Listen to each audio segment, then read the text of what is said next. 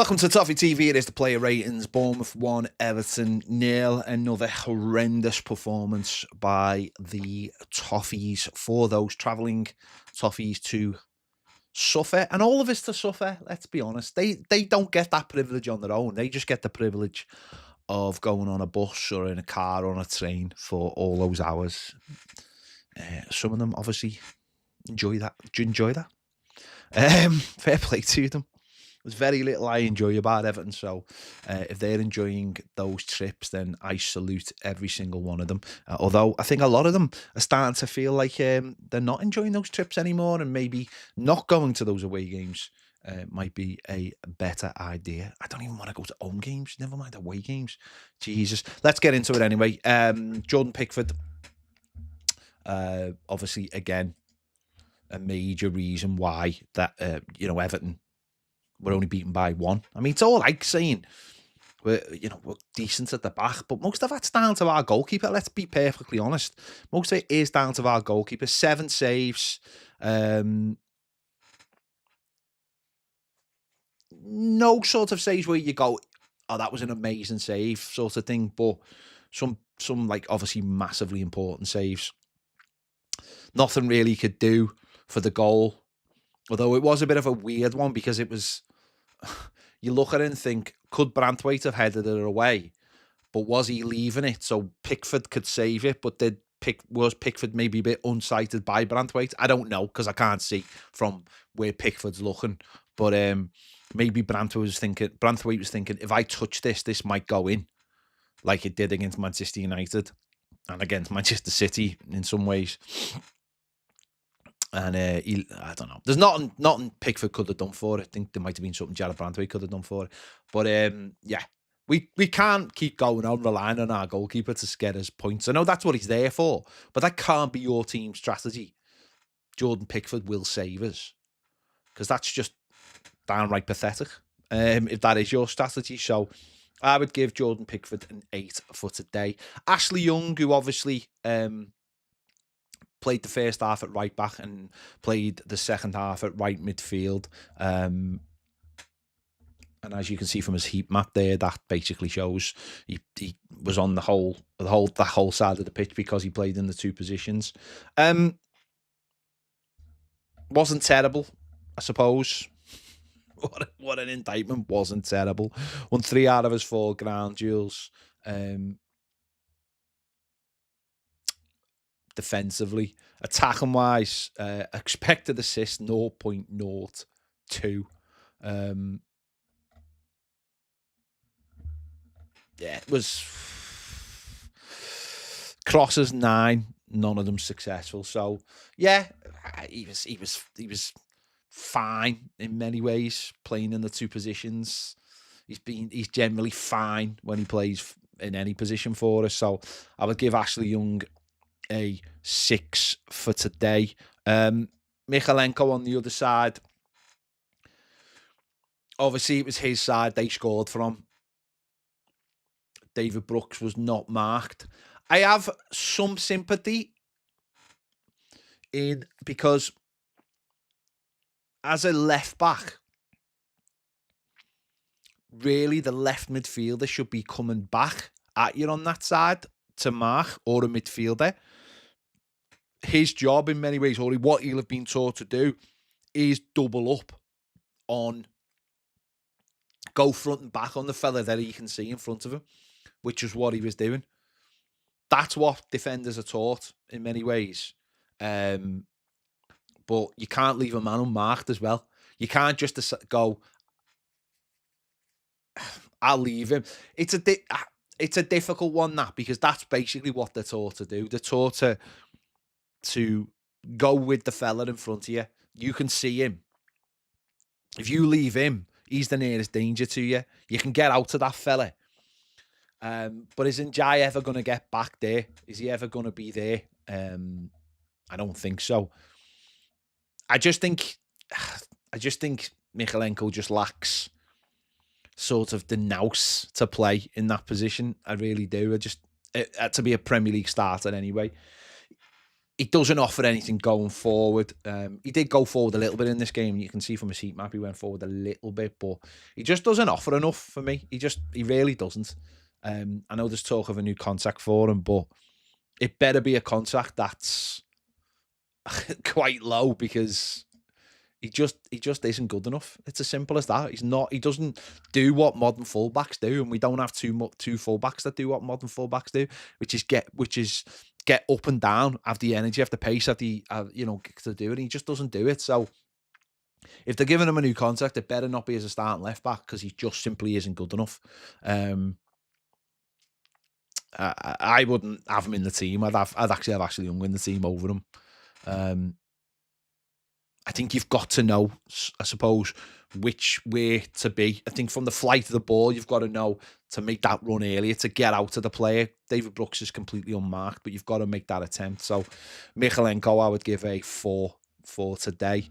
The centre-backs, Tarkowski, didn't do too much wrong. I mean, we won 3 of his 5 ground duels, 3 of his 5 aerial duels. Didn't do too much wrong. Was steady again, I suppose. The back four dealt with everything they really needed to deal with in many ways, other than the goal. So I give Tarkowski a 6.5. Branthwaite, he got booked early on, didn't he? And I don't know whether that sort of stopped them from doing more, but I don't know what more he could have done. On the goal, there is like a question mark though on the goal of what he was doing, why he ducked out of it. Because he looks like he ducks out of it. Now, you can't hide the fact that maybe if he jumped, he might have blocked the shot. He looks like he goes under it, like he's moving out the way for the goalkeeper to save it. But again, that's experience. I think you just have to deal with it. And yes, we do see the ball go in the net from time to time from defenders doing that. But I think a defender's role is to defend. You can't always trust that the goalkeeper's going to do it. If it's heading towards you, you've got to let it hit you, I think. I don't think you can duck. I think that's inexperience there showing. I think apart from that, he was fine, especially the fact that he was on a booking for 89 minutes. I think he showed a good level to deal with that for 89 minutes, because you've got to make sure everything's timed well from that point out. You've got to make sure you do your job properly. Only won 2 of his 4 aerial duels, which is normally, he only had 1 ground duel, which he didn't win. But yeah, I think the defense as a general rule did all right today. But I think you've just got to get your head in the way on them ones. I think you really do. So Branthwaite, I would give a 6 to as well. Mangala went off at half time. I don't know whether he's injured or not. The manager hasn't. I think the manager said partly forced, so I don't know whether that means Lindstrom and Mangala were both injured. Seemed like a strange sub, to be honest. He touched the ball 25 times at 95% pass accuracy. I think he'd give one away stupidly that led to them breaking. Had 1 shot off target. He would be, out of those midfield 3, just show you the sheet map there, out of those midfield 3, he's the one who does protect by staying in that 6 position. So I wouldn't have took him off. So I imagine he was injured. Not saying he was having a great game or anything. It's just that out of those 3, he is the one who sits and protects. So it's strange to see him go off at half time. Yeah, we'll see what happens. But the other 2 are, I suppose, go out and press a little bit more, or Decore makes the runs or whatever. But yeah, strange one. So Mangala, I give a 5 for today. Adesagana Gay, I thought it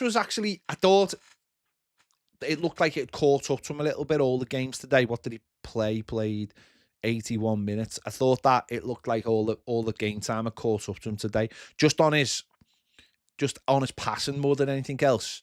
And just like the physicality, they got past them a few times just by being quicker.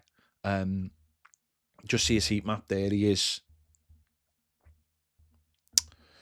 all over the pitch.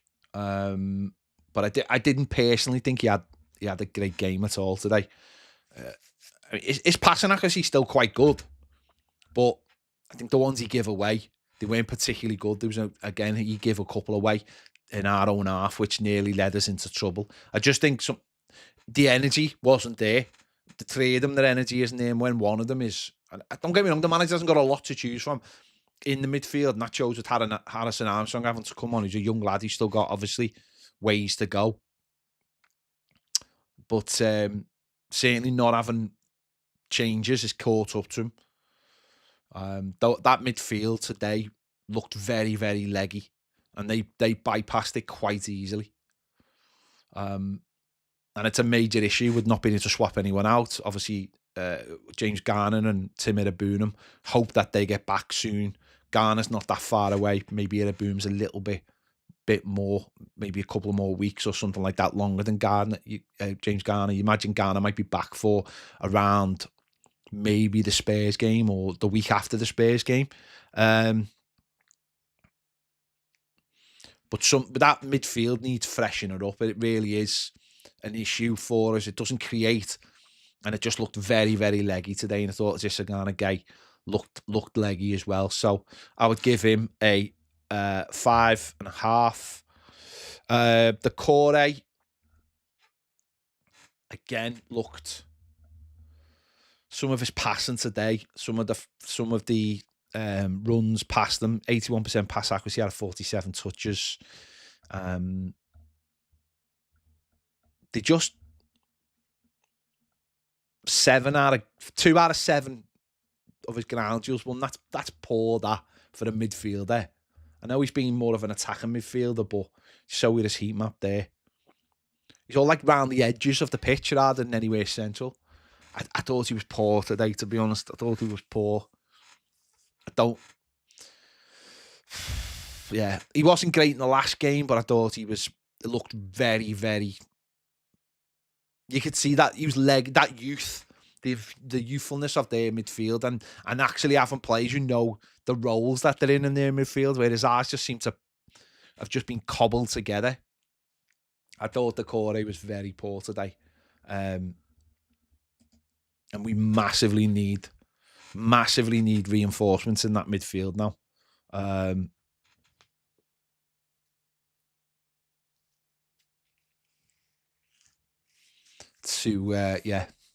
To freshen it up, whether that's in players that we've already got or players that we can bring in. We just need a lot more energy in there. Maybe and obviously Harrison Armstrong coming on I think that was why.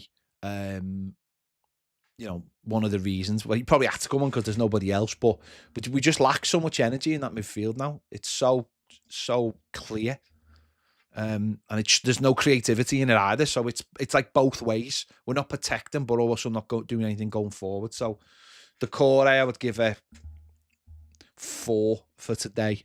In the wide areas, Lindstrom. Oh, it's Lindstrom. It's the right midfield. Let's change it again. And let's take it off at half time. Again, not sure whether it was forced change, but attacking wise, never really did anything again. Dribbles, 3, 1 successful. Crosses, none. The manager really has to make a decision, doesn't he, on what is going on. There's a heat map there. The manager really has to make a decision on what's going on that right hand side. I said it when the window shut, and I had a few people going, "Oh, Lindstrom's dead fast." I was at the time. I said, and I think loads of us will have said, we didn't get a right midfield with pace, so therefore, whatever we bought in the summer didn't really matter because we have not got a right midfielder. Jack Harrison is not a right midfielder. Lindstrom is not a right midfielder. So now we've got Ashley Young playing in front of Patterson, certainly for the second half, and I could see that continuing on Thursday night, unless he takes Ashley Young out and replaces him with, I don't know, a younger player. We do not have a right midfielder. And it's glaringly obvious. It's another position we need. It's glaringly obvious. And I feel sorry for Lindstrom in a way because he's not given a run. Okay, he's not been great, but he's not given a run. He's not played in his real position. So he's trying to adapt all the time. If anything, what Dyche has made him better at is a defensive player. He defends more because that's the role he's playing in when he comes on, and that just doesn't really suit his skill set. This is an attacking midfielder. This is an attacking midfielder who's done so well in Germany that top sides in this country were looking at him, and he went to Napoli, and probably the worst thing he ever did. But he went to Napoli, and they didn't play him in his position because he probably didn't suit, and have played him more as a winger, and it's gone over to us now. So again, taking off at half time. I don't give him a 4. Iliman and Jai, again, our brightest player without ever getting a shot off target or really creating too much. He picks up the ball. I've said this for ages. He picks up the ball in the wrong area. He should be playing as a number 10. It's not. No shots off target, no shots on target, which is pretty poor. Dribbles attempted, 9, 6 successful. That's what he's good at. Now, he's got to be doing that around the goal. He also won 11 or 20 ground duels, which shows he's a hard worker. He's doing it in the wrong area. I say it every week. He's doing it in the wrong area. Is his heat map there? Do you know what? For a player like him, he should never even be an R-half. Should never be an R-half. Certainly shouldn't be picking the ball up on the left-hand side like you can see there in our half, because that's why there's such a big red blob there, because that's what he's doing too often. I think we're wasting anything good that we see from him. I think it's being wasted because he just picks the ball up so deep that it's pointless. He needs to be in and around the centre forward. And it's even worse when you're playing at home. Today, you can understand it in many ways, but when we're playing at home, it's so crazy how deep he plays for a player who's supposed to be a number 10 that the manager just doesn't know how to use him. So, Jai, I would give a 6.7 for today's performance. Armando Broja had to go off after 32 minutes with a self-inflicted injury. Listen, he started the game brightly. Again, I just don't think it'll work with him in the team, in this team playing under Sean Dyche, because you need a focal point. You need someone who's going to stay up front for you. Whether people like it or not, you need someone who's going to stay up front for you. He drops in deep, and when he drops in deep, it allows the opposition to go further up the pitch. Unless he drops in, picks up, and carries it, which he did a couple of times, put a cross in the box, but it wasn't enough. And the one he actually got injured on, it was actually a decent opportunity, and somehow he's kicked the ground. And he's not only kicked the ground, he's absolutely kicked the ground and took a big chunk out of it. And within 5 minutes, he's been subbed off the pitch for Dominic Calvert-Lewin. And it's just like, when it rains, it pours. Took him half a season, or not half a season, but 4 months to get him fit. And then he gets injured doing that. In only his second start for us. Like, it's even worse that it's self-inflicted. I don't even know what to say. Do you know what I mean? I don't know what to say. That a player who's got a track record of injuries like he does gets injured kicking the ground. It's mad. It's absolutely mad.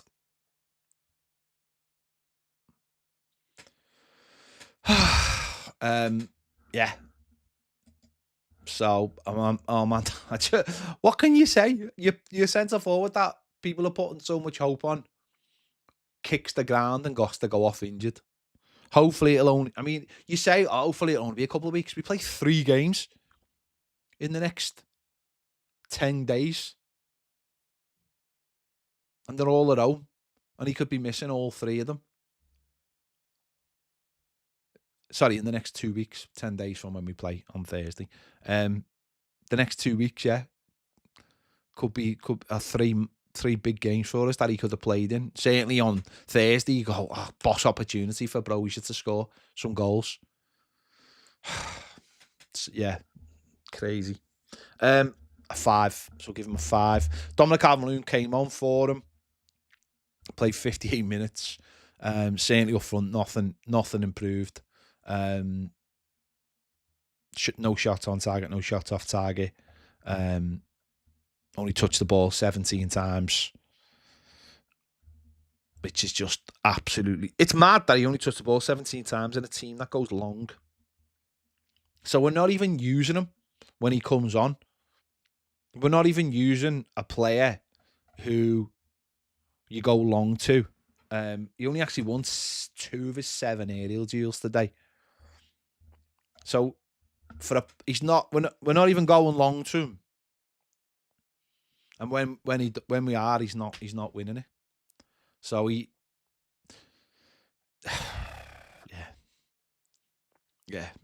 he was pretty ineffective when he came on. I'm sure his missus might put something on socials about it, but he didn't do anything, did he? So I'll give Dom a 4.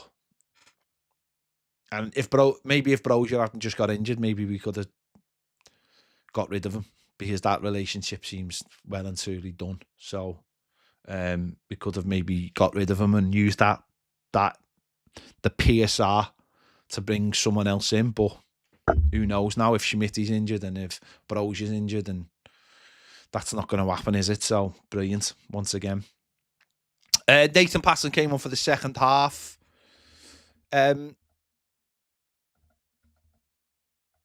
Did all right.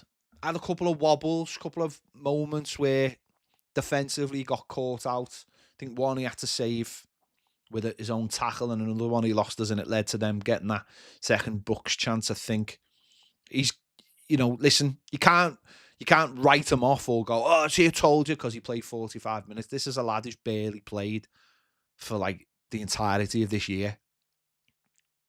You've got to play. It's basically barely played for what is it?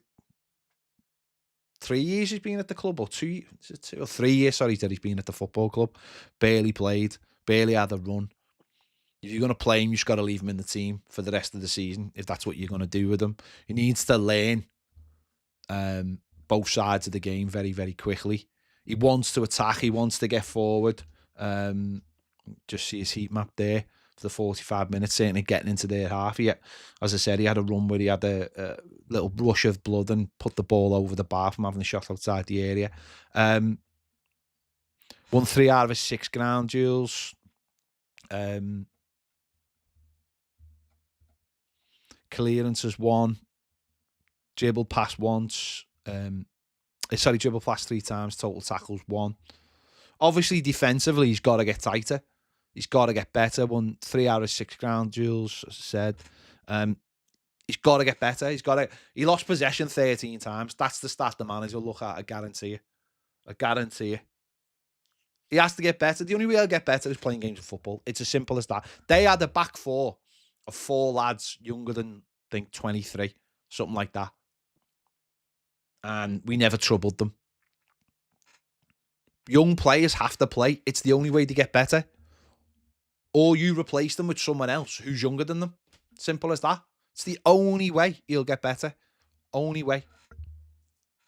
You have to play them. So it'll be interesting to see what he does with them now. But you either play him or you send them on loan. The only way young players are going to get better is by playing games of football. They will never, ever get better sitting on the bench. This football club has proved that time and time and time and time again. You have to play them.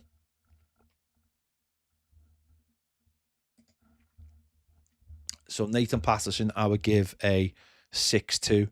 Harrison Armstrong come on for the second half. Only touched the ball 19 times. 1 key pass. 1 shot off target, no shot on target, because no one had a shot off target. Dribble attempts 1 successful. Big. Actually, his head has gone down as a big chance missed. I didn't really think it was a big chance missed. It was sort of an opportunity to head it back, I thought, but he's managed to just get it over the bar. Ground duels 5-1-2. But listen, if you believe in the player, you've got to play him, haven't you? You've got to give that lad a go if you believe in him, if you think he's got something about him. It'll take time. He's young, he's inexperienced. He's highly thought of, so highly thought of that Manchester City is sniffing around him. You've got to give him opportunities now in the second half of the season to come in and play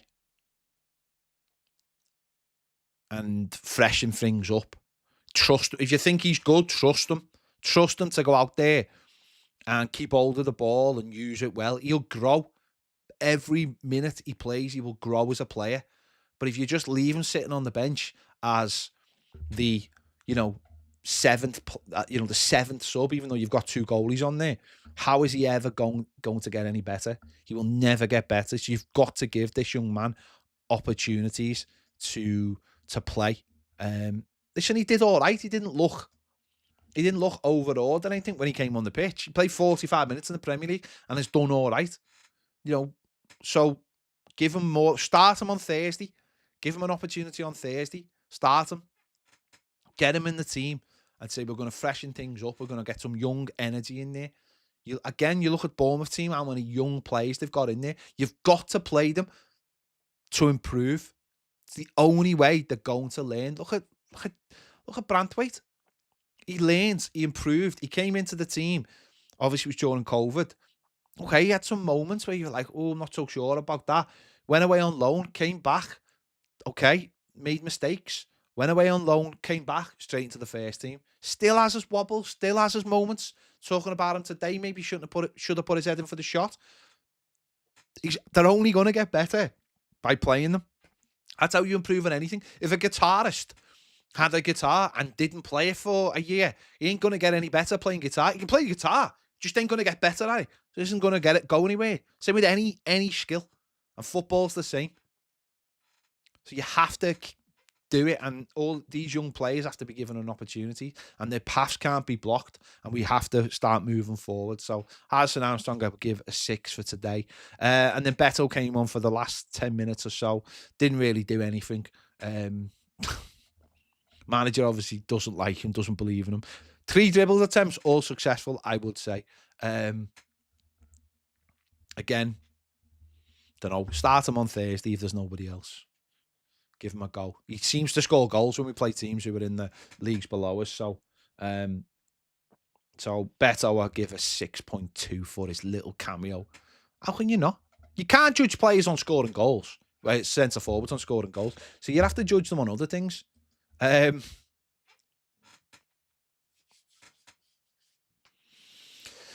you go. Right. Happy days. Another defeat. Cracking stuff. Thursday night now, FA Cup. Make sure you go and check out Baz's videos. Make sure you are here on Monday to check out. We'll be live at 1:15 we're all back to normal on Monday. Christmas is done. Trees in the loft. All back to normal. All the shows are back to normal. So we'll be back at 1:15 on YouTube Live, and then we'll be doing the final word over on Toffee TV Premier. If you want to become a Toffee, make it your New Year's resolution to become a Toffee TV Premier member in 2025. There'll be lots of what a year 2025 is going to be, with leaving Goodison, going to our new ground, and new owners and whatever other mad stuff that could happen this year. Who knows?